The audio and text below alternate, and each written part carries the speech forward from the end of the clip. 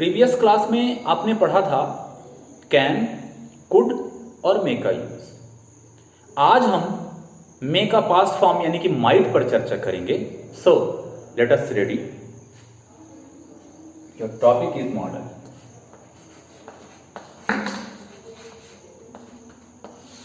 तो जब भी हम मॉडल की बात करेंगे तो इसमें 13 इनकी संख्या है।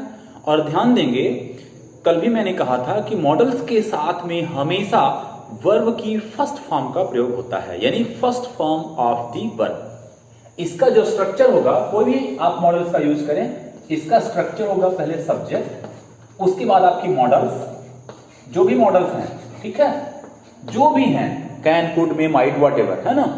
वेरी गुड मॉर्निंग बेटा, connect with me and enjoy your live class of English grammar, specially model. Subject के बाद हम मॉडल वर्ब का यहां पर प्रयोग करेंगे, और मॉडल वर्ब का प्रयोग करने के बाद यहां पर हम मेन वर्ब का प्रयोग करेंगे, ध्यान देंगे। और मेन वर्ब के बाद हमारा ऑब्जेक्ट आएगा। अगर कोई अदर वर्ड है उसे हम लास्ट में लिखेंगे और लास्ट में फुल स्टॉप लगाएंगे, ठीक है। इंट्रोगेटिव में आपकी मॉडल्स पहले आ जाती हैं, पहले मॉडल्स हो जाएंगी, उसके बाद सब्जेक्ट आएगा, उसके बाद मेन वर्ब आएगी, उसके बाद ऑब्जेक्ट आएगा, उसके बाद अदर वर्ड आएगा, और लास्ट में आपको क्वेश्चन मार्क मिलेगा। ध्यान दें, आपको यहां पर परेशान होने की जरूरत नहीं है। वेरी गुड मॉर्निंग बेटा। आपको सिर्फ इतना ध्यान देना है कि अगर इंट्रोगेटिव हुआ तो मॉडल निकल के बाहर आ जाएगी, बस, बाकी कुछ भी नहीं बदलेगा, ठीक है। और अगर वो अफर्मेटिव है, उसमें इंट्रोगेटिव नहीं पूछा जा रहा है, तो सब्जेक्ट के बाद आपकी मॉडल, जहां पर आप हेल्पिंग वर्ब लगाते थे वहां पर आपकी मॉडल आ जाएगी।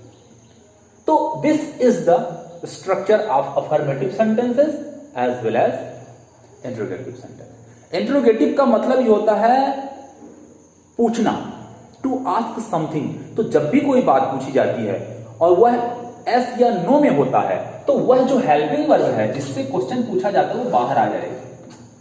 चाहे आप हेल्पिंग ऑक्सिलरी की बात कर लें और चाहे आप मॉडल ऑक्सिलरीज की बात कर लीजिए। आइए माइट पर चर्चा करें। ध्यान दें, यह लेस पॉसिबिलिटी को बताता है।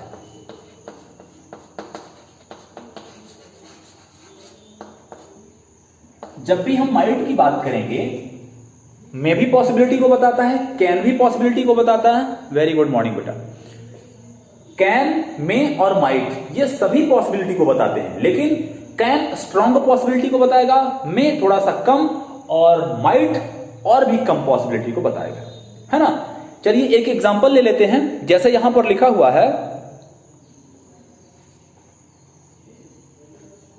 हमने कहा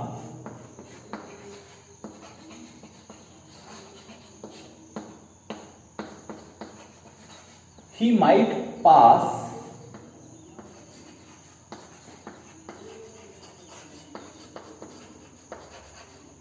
the board examination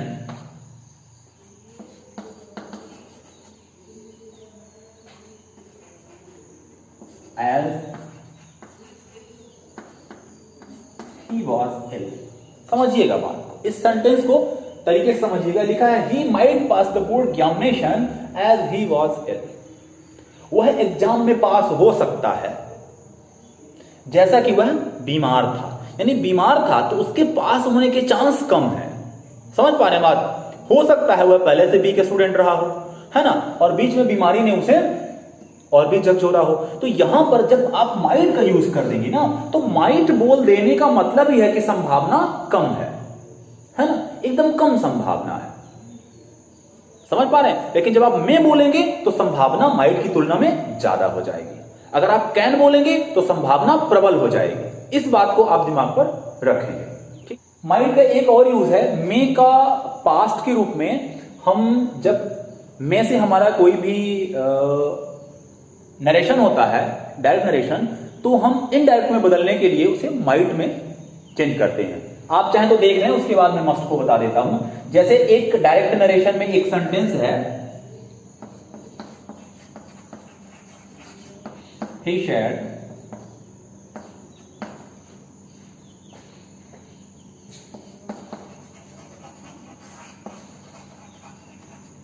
it may rain tonight.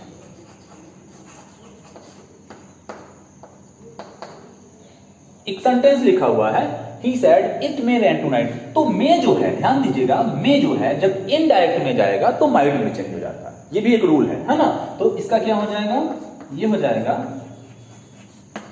he said that। ये that हो जाएगा। जब भी हम ये इन्वर्टेड कॉमास को हटाते हैं तो that लग जाता है, क्योंकि that दो सेंटेंसेस को जोड़ने का काम करता है। ये कनेक्टिंग वर्ड है, कंजंक्शन है ना।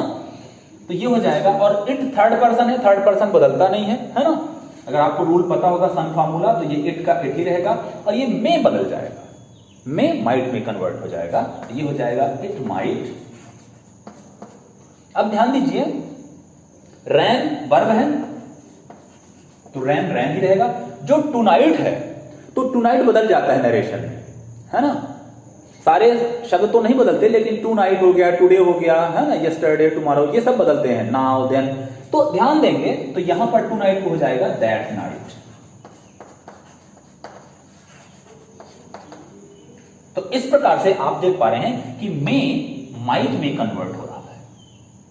बाकी जो भी चेंजिंग आपको दिख रही है दैट की या फिर दैट नाइट की, ये तमाम चीजें नरेशन के रूल के मुताबिक है। हम ये कह रहे हैं कि मे का माइट हो जाता है इनडायरेक्ट नरेशन में। इन्वर्टेड कॉमा के अंदर का सेंटेंस डायरेक्ट नरेशन में, और इन्वर्टेड कॉमा हटा के जब हम कंजंक्शन दैट का प्रयोग करके बनाते हैं तो यह फिर इनडायरेक्ट हो जाता है।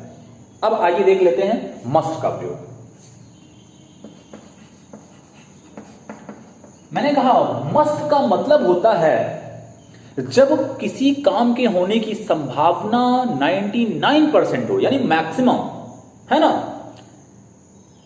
अब ये कैसे कहेंगे कि 99% काम होने की संभावना है? इसको आप ऐसे समझिए, जब आपको लगे कि यह काम, इस काम के होने की संभावना ज्यादा से ज्यादा है, आप इस ऐसे समझ लें। इसके मापने का कोई पैमाना नहीं है कि 99% है कि 98% है कि 97% है ना, कि 99.9% है। लेकिन आप ऐसा समझ लें कि अगर आपको लगता है कि इस काम के होने की संभावना अत्यधिक है ना, एक्सेसिव पॉसिबिलिटी है, तो आप मस्ट का प्रयोग करेंगे। ठीक है, मस्ट फोर्स करता है उस अधिकतम संभावना की तरफ जो होने जा रही है। ठीक है, हिंदी के जो स्टूडेंट हैं वो समझ लें, इसका मतलब होगा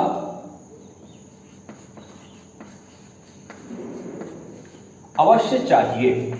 ये जोर देते हुए अपनी बात को रखता है, अथवा ही चाहिए।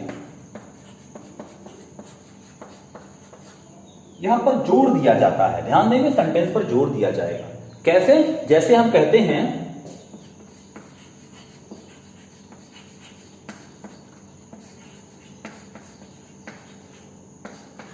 You must follow the traffic rules. आपको ट्रैफिक रूल्स फॉलो करने ही चाहिए, अवश्य फॉलो करने चाहिए। कौन से रूल? Traffic rules. रीजन क्या है? अगर आप इन्हें फॉलो नहीं करते हैं तो आपका लॉस होगी। हिंदी का सेंस इसका कहेगा अवश्य चाहिए अथवा ही चाहिए। आप कोई भी ऐसा काम बिल्कुल भी करना नहीं चाहेंगे जहां पर आपका लॉस हो रहा हो, है ना। तो ऐसी कोई बात अगर आपको बतानी है या कहनी है जो अवश्यंभावी हो, जिसको फॉलो करना, जिसका पालन करना, जिसको मानना सर्वाधिक जरूरी हो, तो आप मस्ट का प्रयोग करेंगे। You must follow the traffic rules. आपको सड़क यानी कि यातायात के नियमों का पालन करना चाहिए, मीन्स करना ही चाहिए। सिर्फ करना चाहिए तो एक जनरल सजेशन हो जाएगा, लेकिन जब आपको स्ट्रांग सजेशन देना हो तो क्या करेंगे? हम मस्ट का प्रयोग करेंगे। यहां ध्यान दें, स्ट्रांग सजेशन दिया जा रहा है तो मस्ट हमेशा स्ट्रांग सजेशन को बताएगा, अवश्य होने वाली चीजों को बताएगा, है ना, अवश्यंभावी। इसी प्रकार कुछ और देख लें। जैसे हमने कहा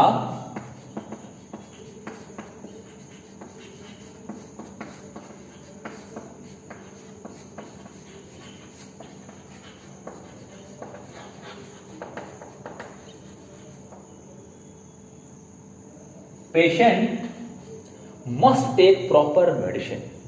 ध्यान दें, हमने क्या कहा? Patient must take proper medicine. जो पेशेंट है उसको प्रॉपर तरीके से मेडिसिन क्या करनी चाहिए? लेनी ही चाहिए।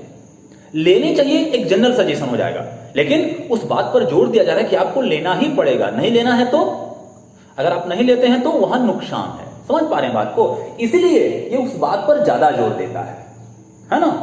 ह्यूमैनिटी भी यही कहती है कि जो मानवता के पक्ष में हो, जो जीवन के फेवर में, वो काम करना ही चाहिए। तो इसी प्रकार अगर संभावना बहुत ज्यादा हो तो एक और एग्जांपल मैं आपको दिखा देता हूं, इसमें पूरी तरीके से संभावना बताई जाएगी। हमने जब कहा, या तो हम रिच कह दें या वेरी रिच भी कह सकते हैं,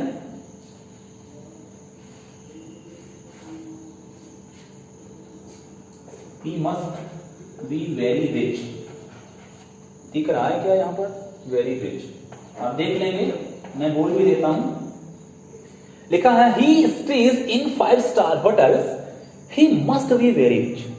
अगर कोई आदमी 5 स्टार होटल पे ठहरता है तो निश्चित रूप से उसके रिच होने की जो संभावना है मैक्सिमम है। तो यहां पर पॉसिबिलिटी वाले एग्जांपल को देखें कि वह बहुत धनी आदमी हो सकता है ना?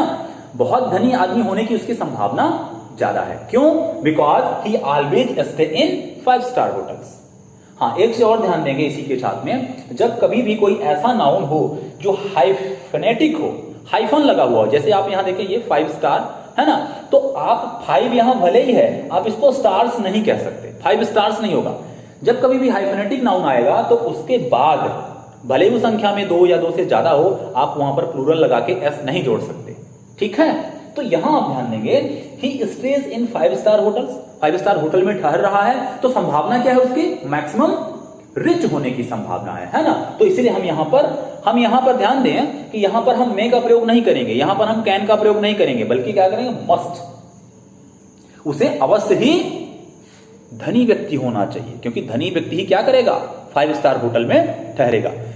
यहां से आप समझ पाएंगे संभावना कितनी प्रबल है। वह धनी व्यक्ति है, उसके धनी होने की संभावना ज्यादा है। Is it clear? वेम्बर की बुक में विल और शैल के बारे में कि यह फ्यूचर टेंस की हेल्पिंग वर्ब है, ऐसा हम लोग पढ़ते हैं, कई बार देखे हैं, या फिर पता नहीं कि हमने अपने दिमाग में ऐसा बैठा लिया है।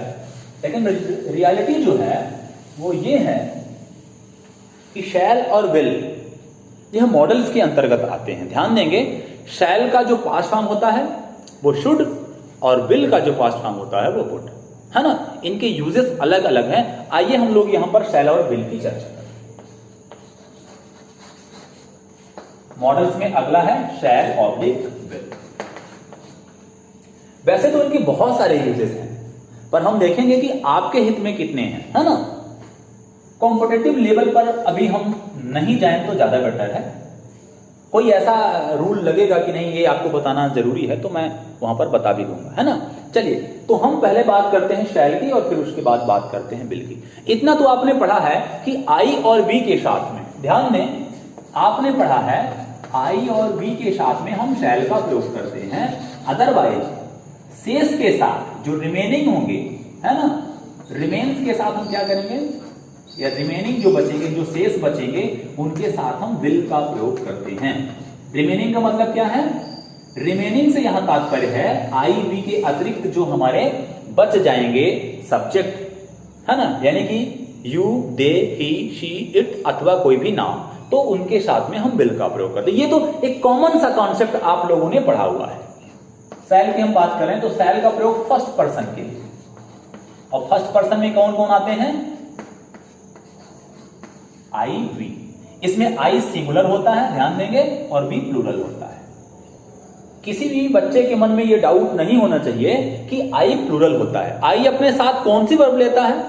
वो कभी प्लूरल वाले को फॉलो करता है, कभी सिंगुलर वाले को फॉलो करता है ना? कभी तो अपने आप में अकेली, उसके लिए स्पेशल वर्ब है, उसको लेता है। तो आप ध्यान दें, आई हमेशा एक पर्सन को इंडिकेट करता है, और यह अपने आप में खास है। आई अपने आप में खास है ना?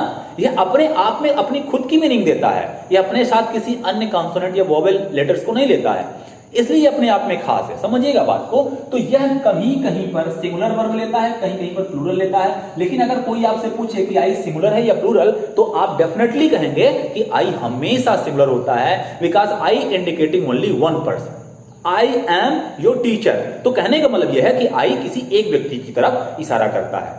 क्लियर? तो आप कभी भी कंफ्यूज नहीं होंगे। चलिए, तो फर्स्ट पर्सन में आई सिंगुलर और वी प्लूरल। अगर मोर देन वन है तो वहां पर हम वी का यूज करेंगे। इतनी बात क्लियर हुई। तो शैल का प्रयोग कहां करेंगे? फर्स्ट पर्सन के साथ आई और बी, जैसा कि हम पहले बता दिए हैं, क्योंकि आपने टेंस में इसको बहुत ज्यादा पढ़ा हुआ है। जैसे आप कह सकते हैं आई शैल थैंकफुल टू यू, मैं आपका आभारी रहूंगा। शैल की बात करेंगे तो इसमें कौन कौन से बातें होंगी कि हम वहां शैल का प्रयोग करेंगे, है ना। देखें, जैसे कमांड दिया जा रहा है, कमांड ऑर्डर आप कह सकते हैं, है ना। इसके अलावा जैसे प्रॉमिस की जा रही है, ये थोड़ा सा जो अलग टाइप के सेंटेंस होंगे, है ना, उसमें कुछ विशेष बात कही जा रही है। थ्रेट समझते हैं, थ्रेट का मतलब डर, फियर, भय, है ना। इसके अलावा कोई डिटर्मिनेशन झलक रहा हो, दृढ़ता, कोई ऐसी बात कही जा रही हो तो अपने बात को कहने के लिए बिल्कुल दृढ़ संकल्पित हो, है ना, तो उसे हम डिटर्मिनेशन कहते हैं। तो उस बात को दर्शाने के लिए भी हम शैल का प्रयोग करेंगे। No matter what your subject is, it may be he, she, है ना, जो भी हो, उससे मतलब नहीं है। मतलब सिर्फ इतना है कि वहां शैल का प्रयोग होगा अगर सेंटेंस में आपके डिटर्मिनेशन दर्शाया जा रहा है तो। चलिए देखें, यहां पर सेकंड पर्सन है, जबकि सेकंड पर्सन विल लेता है, लेकिन यहां देखें अगर कमांड की बात हो रही है, ऑर्डर की बात हो रही है, तो वहां पर विल हो जाएगा, सॉरी शैल हो जाएगा। You shall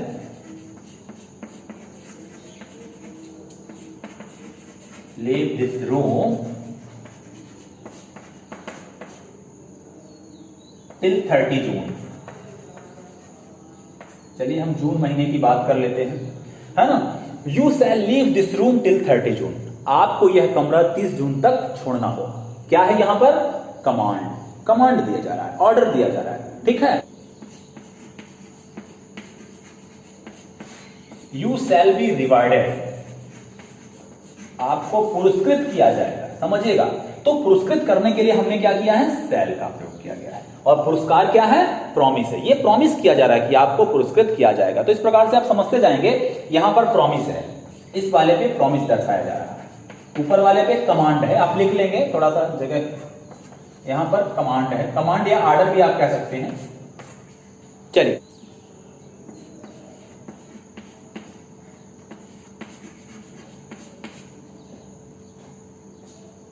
boss shall punish you, boss आपको दंडित करेगा। तो ये थ्रेट दर्शाया जा रहा है, यहां पर थ्रेट, है ना, यहां पर भय है, थ्रेट दर्शाया जा रहा है। चलिए डिटर्मिनेशन की बात कर लेते हैं। शायद आपको बाल गंगाधर तिलक का स्लोगन याद होगा, birthday is sorry freedom is my birth right and I shall have it, है ना। शायद आपको ये बात याद हो, आप इसी को चाहे तो लिख लें।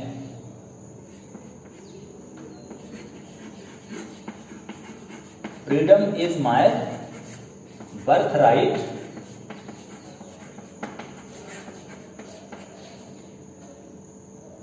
And I shall have it. समझिएगा बात को, यहां जो शैल का प्रयोग किया जा रहा है, यह शैल किस चीज को दर्शा रहा है? डिटर्मिनेशन को दर्शा रहा है। आप वहां उसके नीचे लिख लें डिटर्मिनेशन, है ना, डिटर्मिनेशन को दर्शाया जा रहा है।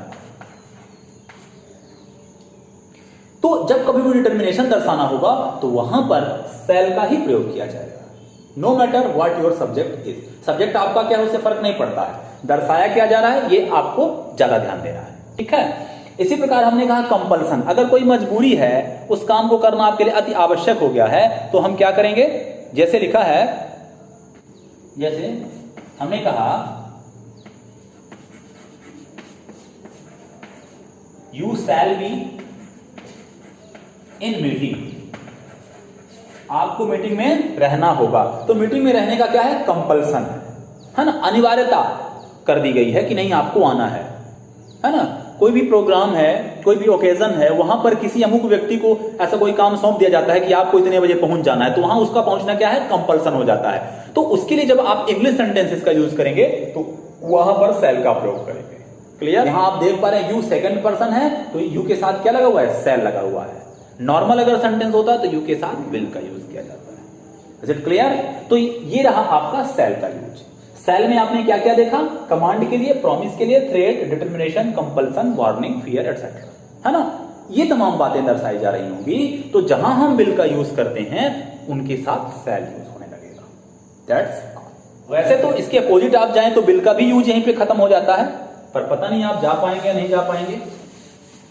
वाले वाक्यों के लिए जब हम क्वेश्चन टैग यूज करते हैं तो वहां शैल का प्रयोग करते हैं, वो आपके एग्जाम पर्पस से ठीक नहीं है, इसलिए मैं उसको यहां पर डिस्कस नहीं कर रहा हूं। चलिए, तो अब हम विल की बात कर लें। सेम कंडीशन है,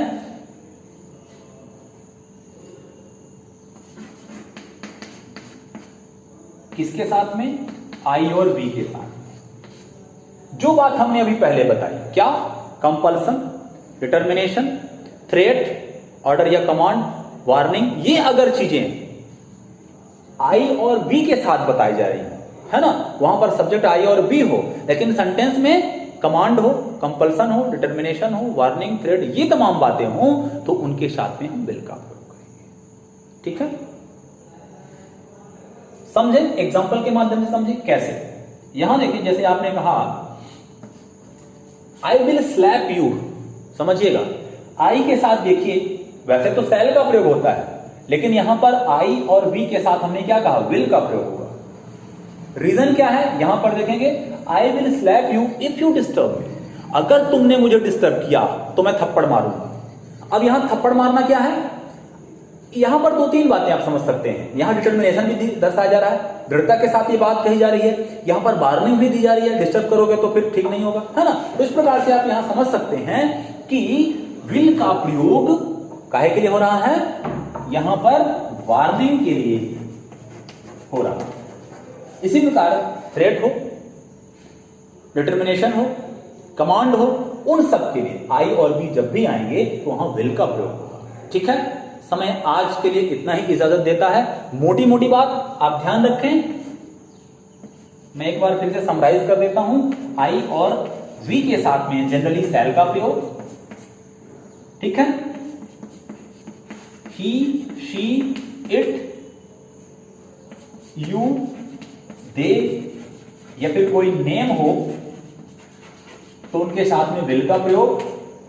ये चीजें आप ध्यान रखें, ये इन जनरल होता है, लेकिन आपका जो रूल है, जो एडवांस रूल है, वो कहता है आई और वी इनके साथ में हम विल का प्रयोग करेंगे, और ही, शी, इट, यू, दे या कोई नेम होगा तो इनके साथ में हम शैल का प्रयोग करेंगे। कंडीशन क्या है? इनकी कंडीशन है कि अगर वहां पर क्या हो? कमांड हो, समझिएगा, क्या हो? कमांड हो या ऑर्डर हो, थ्रेट हो, डर, भय हो, फियर, है ना, कंपल्सन हो, ये जो ऊपर हमने आपको बातें बताई हैं, कंपल्सन हो, वार्निंग हो, डिटर्मिनेशन हो, ये तमाम चीजें हो, तब फिर उल्टा हो जाता है। जो यहां होता है उसका जस्ट अपोजिट यहां हो जाता है। ये मोटी मोटी बातें आप याद रखें। आज समय बस इतना ही इजाजत देता है।